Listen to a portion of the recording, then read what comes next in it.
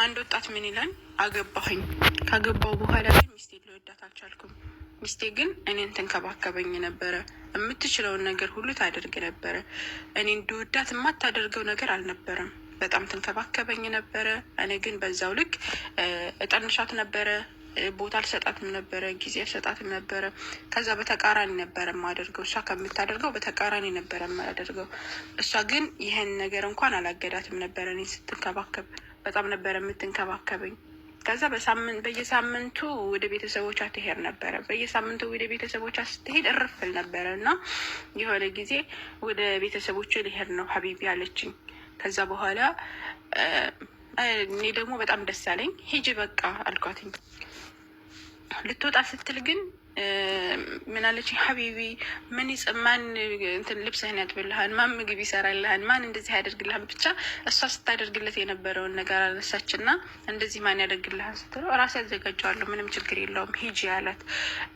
ምክንያቱም እሱ እንድትወጣላት ስለሆነ የፈለገው፣ እንድትሄድለት እንድትገላገለው ነበር የፈለገው እና ከዛ በኋላ ከመውጣቷ በፊት ግን ሄዳ አቀፈችው። ስታቅፈው በጣም ደስ አለው። ማለት የሆነ ነገር ተሰማው። ነገር ግን ያንን ነገር ቦታ አልሰጠውም ነበረ።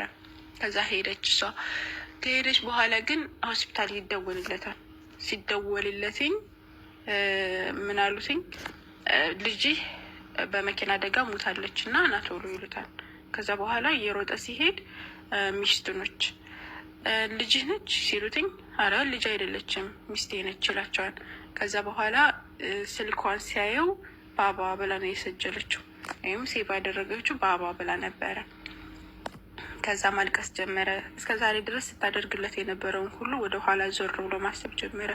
ማልቀስ ጀመረ። በጣም ተናደደ። እንዴት እንደዚህ አላደርግም፣ እንደዚህ አላደርግም ምናምን እያለ መበሳጨት ጀመረ። ከአሁን በኋላ ከሷ ውጭ ማንንም አላገባም ብሎ ማለ። ሁልጊዜ ወደ እሷ ስልክ እየደወለ ባባ ብላ የጻፈችውን ያይ ነበረ። እንደዛ እያለ እየተሰቃየ ይኖራል ማለት ነው።